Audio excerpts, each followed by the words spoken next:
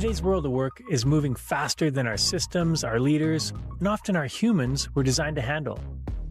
AI is advancing, roles are changing, expectations keep rising, and somewhere in the middle, leaders are trying to figure out how to drive performance without burning people out or losing trust. And my guest today sits right at that intersection. Carlee Wolfe is the Associate Vice President of Integrated Talent and Organizational Effectiveness at Hyatt Hotels Corporation, where she spends her time shaping how leaders, skills, and culture and technology all come together in one of the most human-centered industries there is. She's also the founder of Ace and Arrow Consulting. She's a nonprofit board leader and a longtime coach in adaptive and inclusive sports. In this conversation, we explore what the future of work really demands from leaders, how organizations can integrate AI without eroding trust and human judgment, and what sport and community teaches about sustaining human performance in a relentless world. If you care about helping humans thrive while still delivering results, this episode's for you. Welcome to the Working Well podcast, the show that explores the critical intersection of leadership, business strategy, and sustainable human performance, and how those things are defining the future of work. I'm your host, Tim Boris.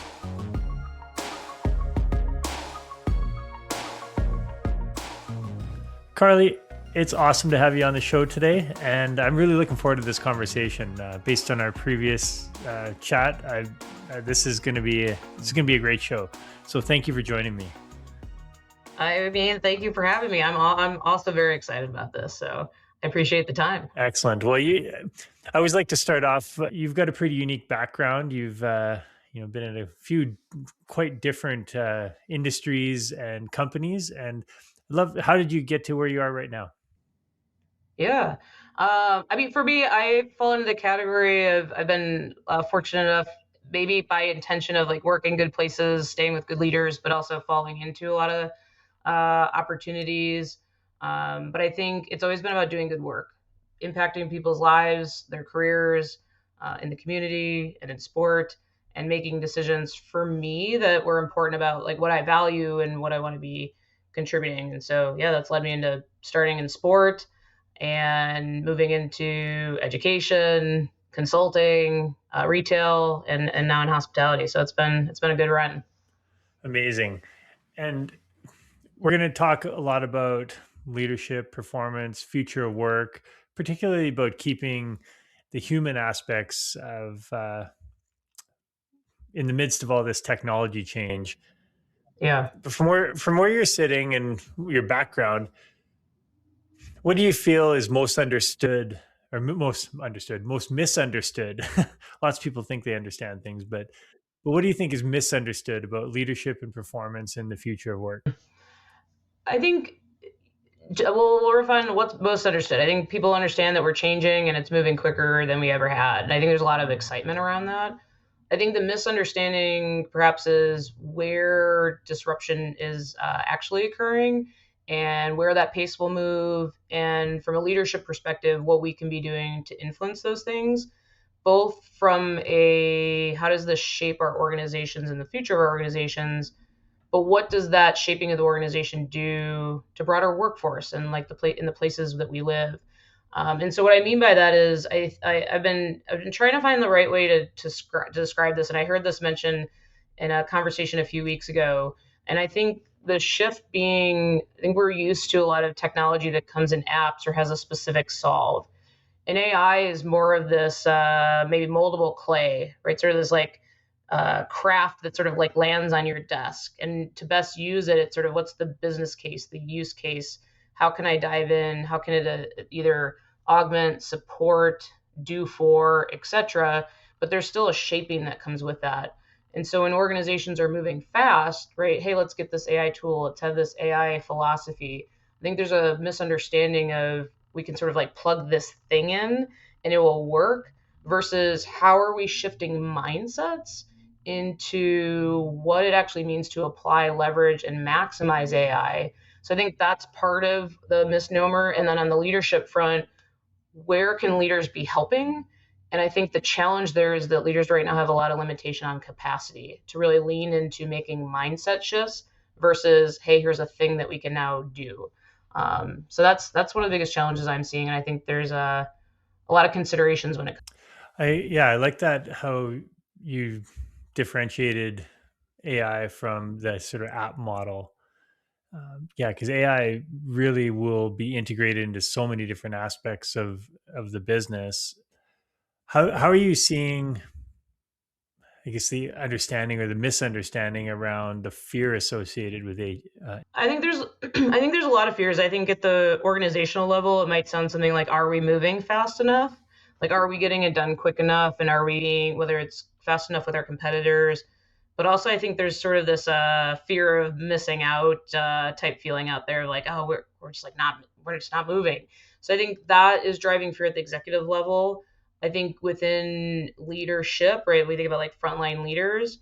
How do I lead in a different world? Do I want to lead in a different world?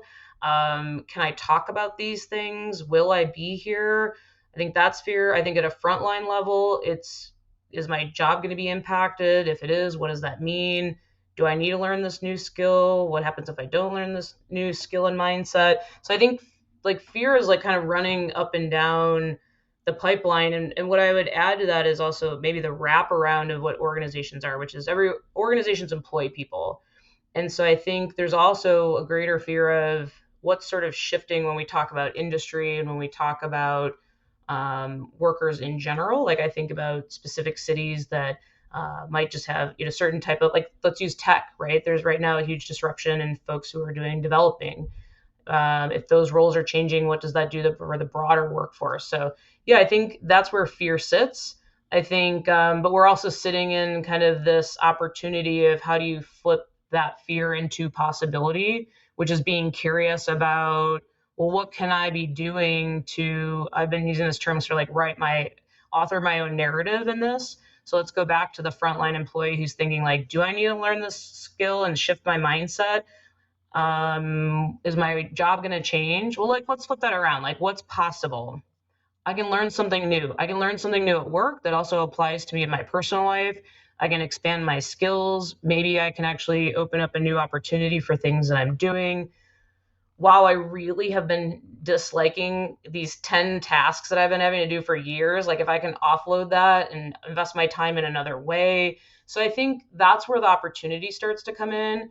And I think we're in such this like messy middle spot that people, while it can feel, the big fear is that I don't have control. I think this is where people can start taking that control back, which is, what does it mean for me? How can I add value for myself and where I'd like to go in my career, and where I continue to have impact? Yeah, and thank you for bringing that up because I've had, I can't even count how many coaching conversations over the past 6 months about the how to manage this fear and the mindset. And Yeah, I always come back to, yes, there with any change, the more change that happens, the more risk there is if you look at it from one perspective, but the more opportunity there is if you look at it from another perspective. mm-hmm. We're essentially rebuilding what work and companies in the future looks like. So there's a Yep. tremendous amount of opportunity to curate what we want to do in some ways or another. Totally. And I think, I talked about that moldable clay, right? So it's not an app where we're just solving one particular problem. I think that's where that mindset, you and I are in the mindset space right now. Mm-hmm. What is it that I do in my job, or how I orient my impact to my organization? And now I have this moldable thing in front of me to actually help answer some of those questions. So the thing that I might be sitting there and saying, gosh, do leaders even understand what I'm doing? Why did they roll out this project to me? Why is it like built this way? It's flipping that and saying, well, how would you want it built? What problems are you trying to solve? And to be able to actually move that forward. And so I think that's how it also takes shape of like the big organization, the big like corporate view of, why did they think I have to do this? Or like, where did this idea come from? That's where you get to start to shape it differently. And I think that is really powerful, because I think we've gotten really far away from what do employees actually need in their roles to best perform and deliver in the things that we expect them to do. I think we put a lot of barriers in front of folks because we think it's like the right thing. Well, now it's back and shifting back into the employee's hands where they get to. Yeah, and to do that well requires clear communication and an open dialogue with the people actually doing the work, which happens more in some companies than others. What are Yeah. you seeing around? I think that there's conversation today about possibilities, similar probably the maybe a little bit of the level that you and I are at, which is imagine the possibilities. I think there's still a gap between imagine the possibilities to how do we then set people up for success? How do we create capacity for people? And when I say capacity, it's the actual space to learn something new, to explore, to try, to break, for leaders to have the capacity to think about how do I build this culture on my team, which is a learn out loud culture, a be curious culture, a learn together culture. And then what are the tools that collectively we need to get there? I've been seeing it's interesting in the desire to move AI forward. I still talk with friends and folks in network about, okay, well, what's your organization doing? What is your AI strategy? And I think the big storyline is like, oh, we have AI. Okay, but does everyone have it? Maybe not. Does everyone have training or space to do things? Maybe not. So I think it's digging in to start to think about those simple questions. And it's just, I'll repeat it. It's as simple as do people even have the literal AI tools in which we say we're implementing? Do they have those at their fingertips? And so I think there's a lot of ways to begin, a lot of ways to diagnose, and a lot of ways to. I'm glad you brought up the capacity standpoint because that's a key thing that I see in what you described of the giving people the space to learn and build these new skills. That's ideal and what we would aspire to put in place. The reality I've seen for many places is that workloads are so high Yeah. and change is just being implemented, and the expectations on delivery for especially frontline employees just keeps increasing. So Yeah. what are you seeing around the human capacity of people to manage that workload and the expectations in the face of all this change? Yeah. I mean, my big summary is I agree with you wholly.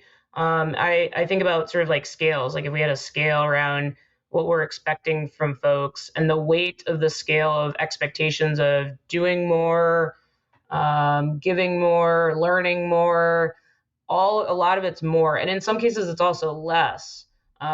Maybe less resources, maybe actually less opportunities to go to training opportunities, less head count, fill in the blank. And so the scale is tipped really heavy on the employee side. There's very few relief valves that we're seeing, at least right now in this kind of inflection point. And so the question being, well, what can we do about that? And I always like to think about like, well, where do you want to begin? What's like the little step that you can take? Because the magic of AI is that it can add some efficiency or some support. And so perhaps this is one of the capacity release valves. The question is, how can you just begin? And the good news is that it could be something as simple as a team that may have never used actually like a prompt. Let's go to just generative AI, a prompt before to say, I spend 10 hours a week on this task. How can you help me do 10% less? Like, let's just start there. And you can start to then chip away at that scale and start to give some back to employees, which I think adds to the capacity. But I also love this conversation. It's something I think you and I are both passionate about because, right, in that example, I'm talking about capacity and can I deliver work and what does that look like? But I think capacity shows up in all kinds of ways. Today, we've talked about kind of like the mental health component of it. Am I stressed? There's a physical component of it. If I'm like working all the time, am I actually getting up from my desk and moving? In other words, am I performing in the whole sense of the word? And so I think one, work today is in conflict with the full capacity that we can have. Work can also be a place we can chip away at it. But I think it's important to talk about it wholly because I encourage people to think about it wholly, right? We bring our whole self to work. Our whole self is impacted by work. And so I think it should be also looked at about how we want to continue to move forward in a more like, In a perfect world, work is helping us be better and grow and improve and learn and open more potential and capacity to do the work and as a human. No, I would say I wouldn't even say we're in the messy middle yet in that sense. Um, yeah. but I think with the right mindset of leadership moving forward, we can work towards that. And I think I've seen, well, maybe three camps. Mm, There's some leaders I've seen are just like, great, AI is going to help us improve capacity. That means we're just going to double our output expectations or triple our output expectations, and from the same amount of people, we're just going to throw more at people. I've yeah. seen the other side is where leaders are like, hey, I know this is a great ability to take some of the workload off of people and help them thrive and maybe open some more capacity for learning and growth and development. And so we can keep people and help them sustain their performance over time. And then there, I guess the middle ground where it's like, hey, we might see the options for both, but we're almost caught in indecision right now. We're Mm. trying to implement it, but it's not working well in either way. And I guess I'd say, what if we think about that capacity metric? What are the early signals that tell you an organization's pace is outpacing its people's ability to recover, adapt, and perform? I love the phrasing of the question because you talked about performing well, outpacing, and to me, those all sit in an indicator space, which is how are you even measuring whether it's capacity or let's just go with performance to understand if those things are shifting. And so I'll use a metaphor, right? In sport, when let's just use a runner, right? If we're changing, if their capacity is to hold so much to run a race, and we're making adjustments on that, well, we have a finish line and we have a time associated with that. And so that's, by the way, that's just like one input. It's the easy, we're going to hold that because it's the easy example. I think the same sits with work. I think we're in a space right now, which is making a lot of assumptions, sort of like on the sell. Do this AI thing and you'll get 2 times the return. And yeah, you can pull some staff back or you can pull some work back. All right, well, let's actually like get in there and talk about what that means and what that looks like. Do we understand that at the organizational level, but more importantly, probably at the function, team, and individual level to say, is that shift even happening? So I think the answer to that starts with a good business decision, which is what are we trying to do and how are we going to measure it? And then sitting in that truth, because that also, right, what you and I are talking about is success, but I think there's a path also on the way to success, which is, are we actually seeing improvements? And if we're not, well, why not? Let's dig in and start to diagnose that, because there is a reason why we're trying to shift kind of our work here. But I think that also becomes part of the informed strategy. So another way, back to our sports metaphor, instead of just the finish of the run, what are our clips along the way to understand if we're at pace, right? We don't want to get to the end of the race and say we've been way behind or we overshot it. But what are we doing along the way to make adjustments? Mm-hmm. And that brings up a interesting point. Is if you had to redefine high performance, say over the next decade, Mm, how would you define that? What would that look like? mm. I love that. I definitely think there's a space for capacity in the one that we've been talking about, like in the human form, sort of health, um, physical health, mental health, what we're able to provide in output. Now, let's assume we can figure that out in an organization, that those aren't like just dicey terms, but something that we could be looking at. I think that performance from an output perspective, understanding where people are delivering, right? We can look at it from the task level. Are we producing 10 of these things? We can also look at it from a customer perspective. Are we engaging in a way that keeps people connected? So I think some balance of we'll maybe cut it into the human part of performance and the organizational component of performance And maybe there's also a marriage between those two things. So that's like in the most conceptual form. But I think as AI continues to move and we open up possibilities, right? You're looking at things like I was just talking to somebody the other when someone leaves an organization, like let's just say someone goes on maternity leave, they're gone for a certain amount of time. If AI is already watching, like say I'm taking over those tasks when that person's on leave, if we already know that, by the way, the person that's going on leave, we kind of know what their work looks like, who they've been connected with through like organizational network analysis, where their emails are at, because we can, pull those things.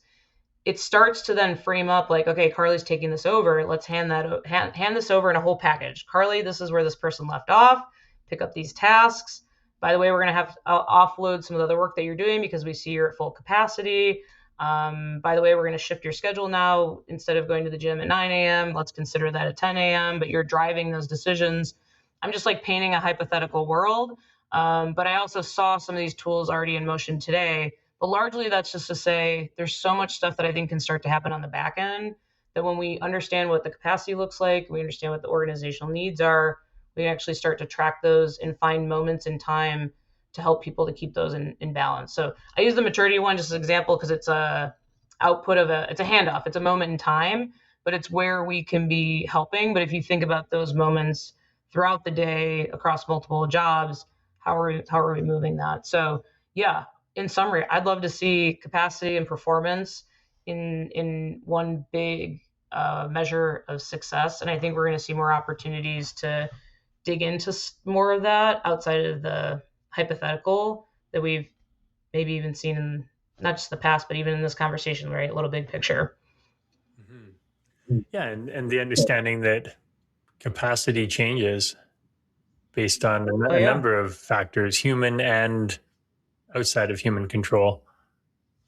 Oh yeah. Uh, Every day. Every day, multiple moments throughout the day, how we're engaging. Yeah, for sure. The weather, things in our lives, it all fluctuates. mhm. And yet, when we look at the most traditional corporate goals, capacity generally doesn't, the expectations on capacity don't necessarily change. Mm. No, and I think it's because we look at it pretty linear, like in a very linear fashion, right? I think there's a lot of assumptions made in that, particularly because we just don't know a lot today. There's a lot of blind spots on how we think about output, but taking the assumption away and starting to frame out what the experience could truly be, I think is really powerful. And I think, by the way, it can really shift. We started this conversation about like thinking about like the humanness in this AI transformation. And I think this is where we maybe have possibility to bring even more human conversation in understanding the whole person and their performance. And that's why I love the sports linkage because I think everyone understands, or conceptually, even if they're not sports people, like that there is a physical component, a mental component to package into being really good. But why not? Why isn't that just still considered at work? We still are people. We are still performing in our jobs. We need to use our brains. We need to use our bodies. We need to use connect. And so I think doubling down in this space is only helpful because in this chapter, we absolutely need. I mean, I think we're going to be in a space for a long, long time where we need humans and connections to drive the innovation, to still drive the customer experience, ways of working. Right, we're just not a handoff point. In fact, there's even data coming out every single day about sort of the big myth of AI. And I'm not saying it's not real. I'm just saying like the promise that it will solve everything right now. So how do we, I'll go back to that point, start treating humans as one, back to the human focus, but double downing on that to get more out of our. Yeah, there's no doubt that technology will continue evolving and growing and becoming a more integral part of our life, short of a global EMP or something that takes everything out. But if you're thinking ahead over the next 3, 5, even 10 years, what do you see as the uniquely human skills that are going to be more and more valuable as technology becomes more integrated with what we do? Yeah. Innovation for sure. the pure nature of AI is that it is a huge uh, insight, knowledge, etc., that continues to be fueled by all of current state, right? And that is of today, and I think in the next 3 5 years we're still talking about that. So newness. So back to why does it matter to invest in people? Think of organization A and organization B. Organizations like I'm all in on AI. How do we take more humanness out? And organizations be like, let's double down on human performance. In the innovation race, organization B is going to win every single time, right? Because you're going to have new thoughts and new ideas. So I think innovation is one of those categories. I think that how we lead and connect across systems is going to be a differentiation, and that being facilitated by humans. So one of the things, we've talked about leadership. One of the leadership qualities in the future will be how do you lead? We'll call it like multidisciplinary teams, or which could be people, bots, agents, etc. And that is also a different skill set, right?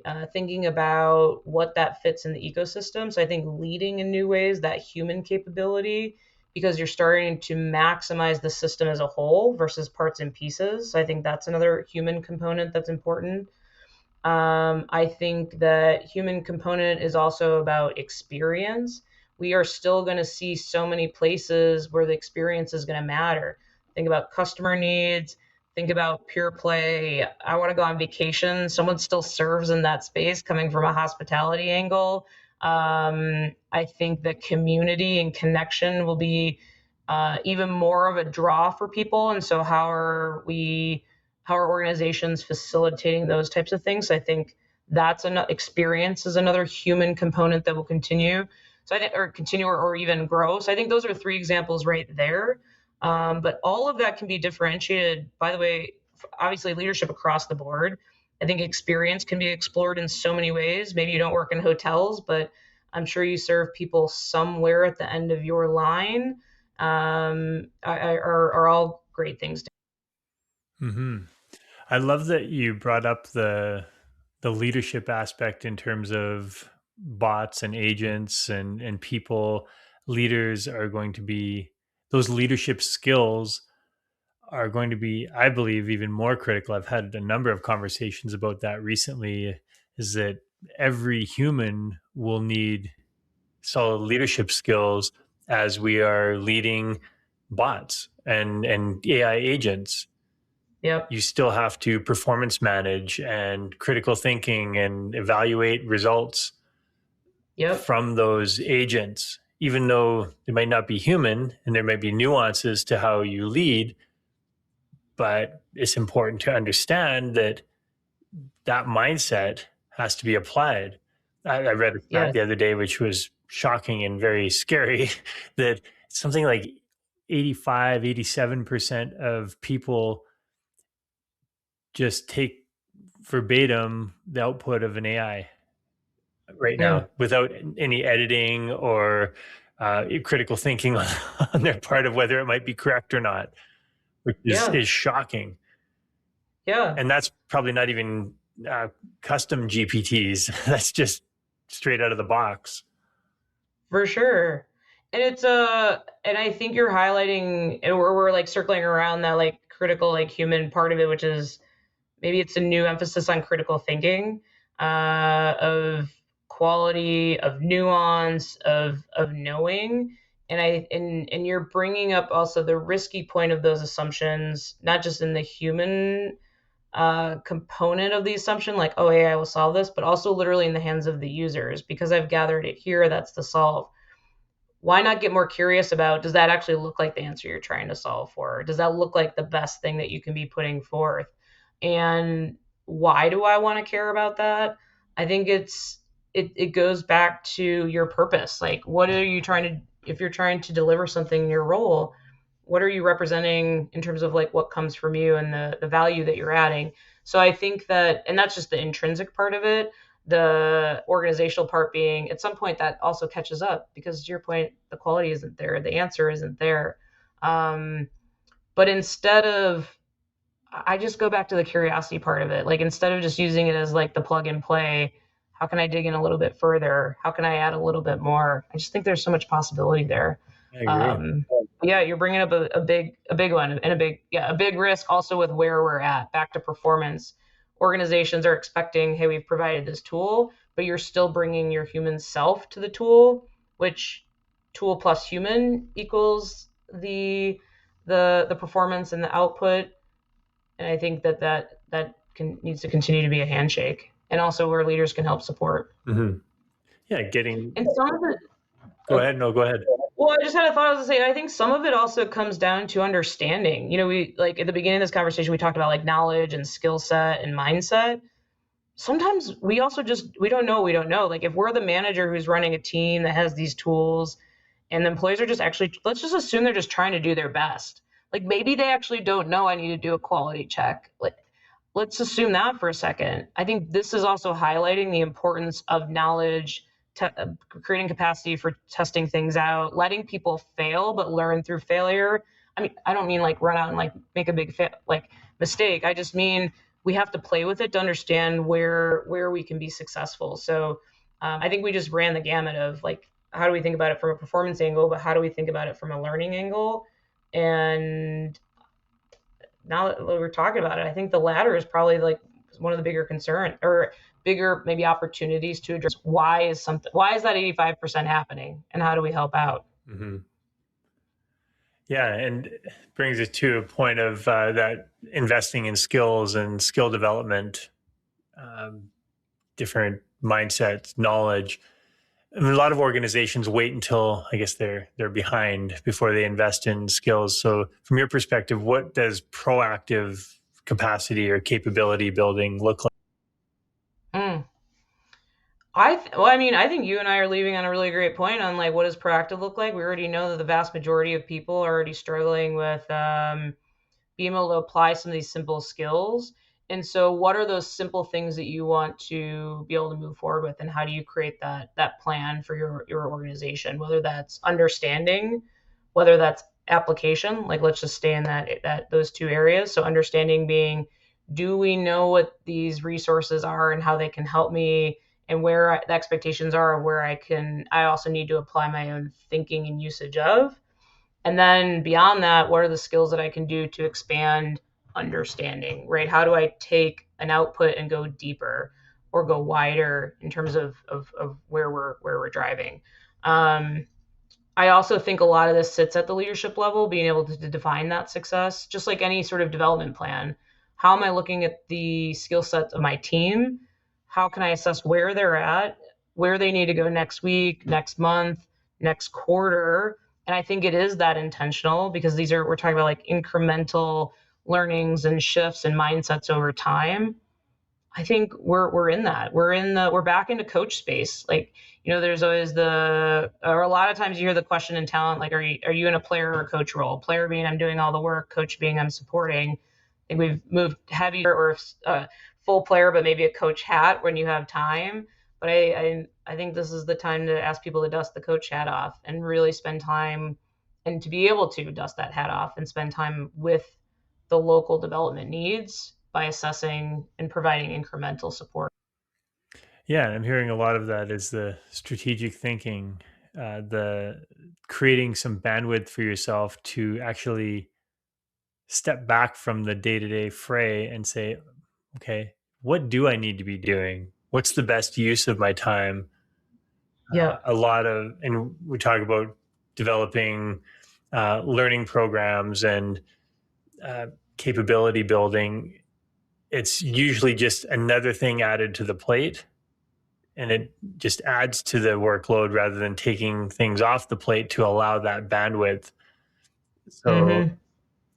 I see a key aspect of leadership being, how do we create that bandwidth for our teams so that we're not going to overload them or just create this burnout cycle that happens, and we're seeing happen on a daily basis in business these days. Yeah. Oh yeah.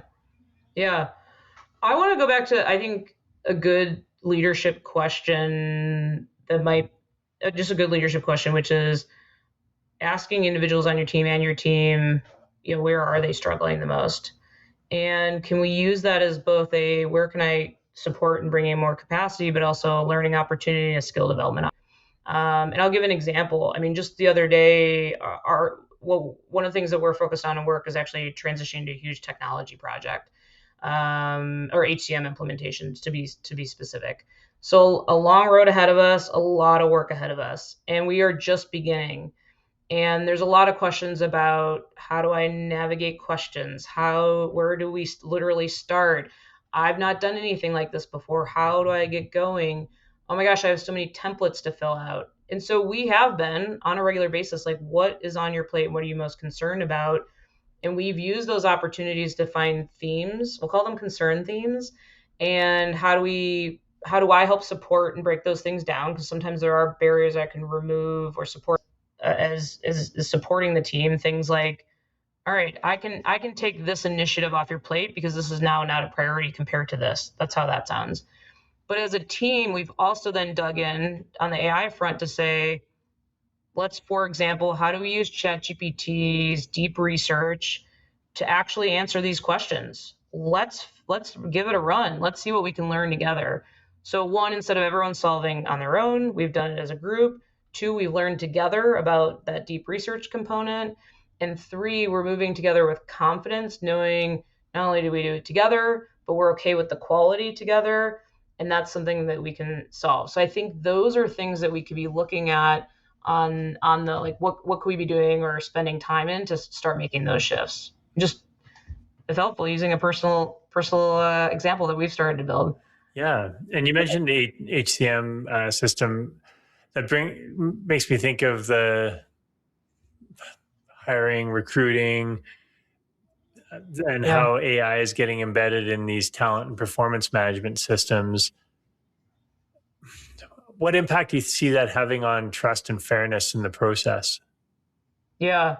I love this question because I think it also really highlights an important one, which is about human impact and human consideration. So I think in everything that we're talking about, what I've seen articulated really well is anytime there's a decision, where is the human touching that, right? How are we building that sort of culture?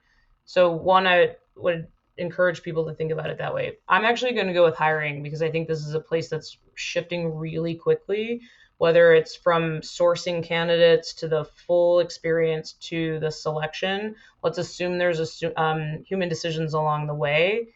But here's what I'll say, and this is the practice of, are we making full intentional decisions about what we're doing? I personally am a big fan of the shift. Like, I actually think from a TA perspective, there's an opportunity here. Talk to any friend or person that you know that's ever applied for a job. It is super noisy out there right now. Someone will apply for a job. They're like, oh, I see 3,000 other people applied to this. We know on the recruiting side, at least half of those, if not way more, are not applicable at all. Literally, it's a bot that's applied or someone that's just shooting off a bunch of resumes. But know what that does? That impacts the person that's actually qualified for the role in a human recruiting experience, because where did they fall in that stack? And did they fill out all the forms the right way? I don't know. So I am a fan of being able to create tools to, like, thumb through that to actually pull out qualified candidates. But I want to highlight something that this to me is the full picture of where we should be careful. Because in that just example, right, we've sourced people, maybe we've like pulled the right candidates that are actually applicable that may not have gotten picked up before by the human eye. However, we are assuming those people also know how to, I'm going to use the term AI, the AI. Did you build your resume the right way? Do you have all the right keywords? Did you get into the machine the right way? All of that. And so what sits behind that is about accessibility to the tools, is about knowledge of the tools. And so what are we doing when that comes along? And so I'll give an example. I'm going to tie it all into, where is the human important? Because if I'm that TA leader, then these are the questions that I should ask the whole system. That's great, we're solving for here, but are we leaving other people out? And back to our example, in this case, maybe we are leaving people out who don't have access or know how to use the tools. Well, maybe the solve now in my recruiting process is actually to provide AI training. We see you're interested in applying for this job. Do you know how to maximize your resume to help support you in applying for this position?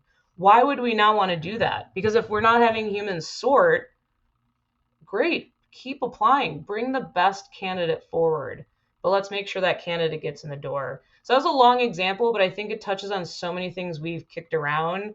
What is AI providing? What's the holistic impact we could be thinking about? What's the responsibility of the organization of not just the AI solve, but perhaps the other barriers that might sit around that AI solve, and the human thinking around that whole system? Yeah. Basically, are we outsourcing judgment and decision making to the machine, or are we consciously setting up a structure where we've thought through the experience that we want to create, the process that we want to create? And if we highlighted the unintentional blind spots of making that solve, Mm-hmm. and with the blind spots that are seen, how are we creating new wins? Yeah. And we could have an entirely other episode about AI agents interviewing people, like, instead of Oh humans. yeah. Oh yeah. I mean, there's layers on this thing. We just like picked one, and that was complicated enough. I was trying to make too many points, but I think for sure that's a whole topic. But and one that highlights, we're talking about the recruiting part, but think about customer journeys, think about production, right? Very similar. Mm-hmm. Yeah, and to shift that slightly to some of the internal career path standpoints, so with things changing so fast, work's often not defined by static roles or linear paths anymore. How are you and your teams helping people, I guess, rethink their growth and their contribution, their career development throughout this process? Yeah. A phrase that has been around now for quite some time, and I think we're indexing into it, but I want to evolve it a little bit, which is about marketplace, skill marketplace, the value of skills. I do think that's important. In other words, what skills do I have in my tool belt? How do I use those against the problems I'm trying to solve in the organization? But go with me for a moment. I'm going to expand marketplace. I like to think about in any city or many cities, they have markets that you can go to. Think about there's like all these stalls. If every stall, if the market represented your organization and every stall represented a problem in which to solve, and you go into the market with your skills, right, you can start to shop, right, the problems that we're looking to solve or where we can deliver innovation.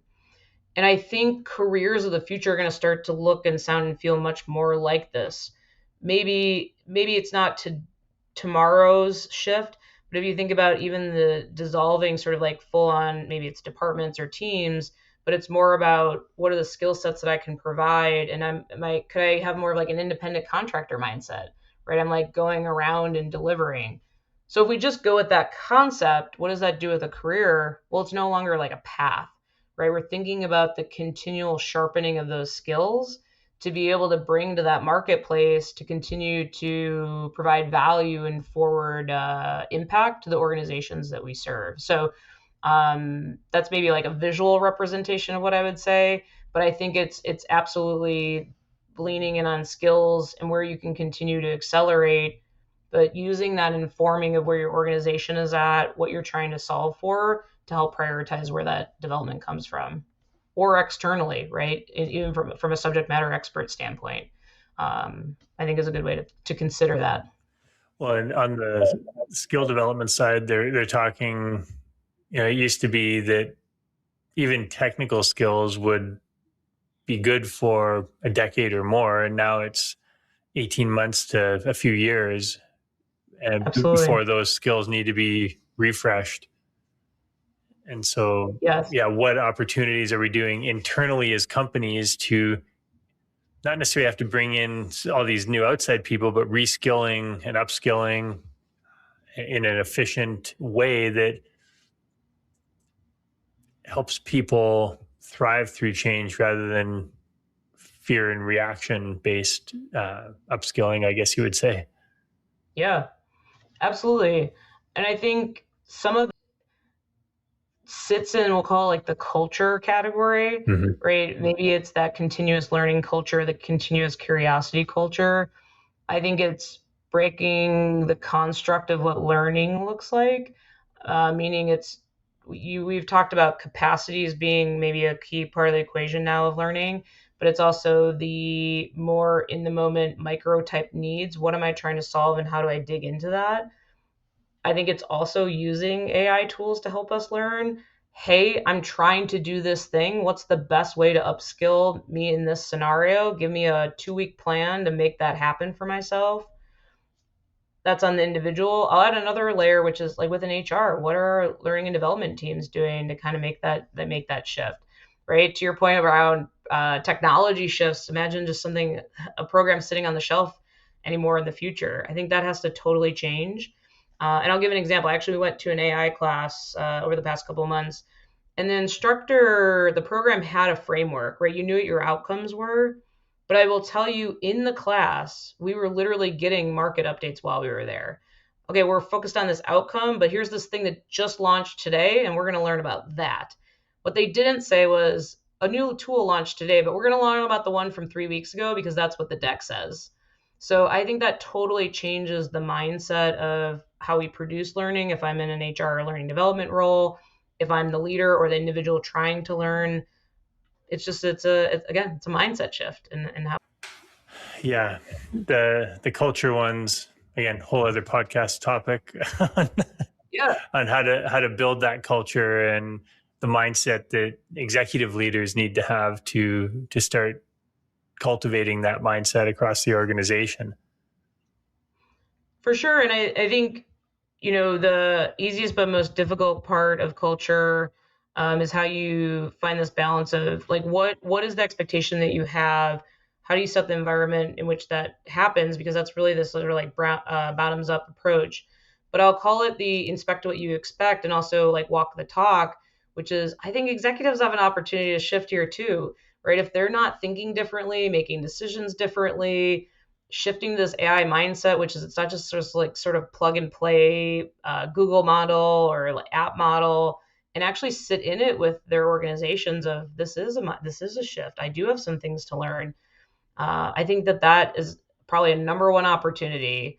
Let it's uncomfortable, but let the guard down a little bit because we are all learning. If you've said you've learned it all, you are missing a huge part of what's possible. You mentioned doing coaching. I think from an executive perspective, if I'm sitting in that seat, I'm thinking, how am I shifting my mindset around leading the organization, how I make decisions, and how I want to show up in being vulnerable and learning. Sharing and showing that you have curiosity, I think will be a huge and positive impact to that culture because everyone's saying, well, if they're learning too, and they don't know, not know, but if they're always in the pursuit of learning, I can too. I think that's a huge win for culture. 100% agree. And yeah, and that brings me to a sort of, as we start to wrap up here, you've had quite a bit of experience in the not-for-profit sector. What do you think for-profit organizations can learn from not-for-profits? Yeah, love this for two reasons. I think that nonprofits sometimes get a little hard time because they're not driving for profit, but I don't think that changes what they're doing in performance. I think if not more, the mission and the purpose is so much, it's tangible and clearer for people of where they're sitting and what they're delivering. And I think that is rocket fuel, if you will, for how people think about contributing.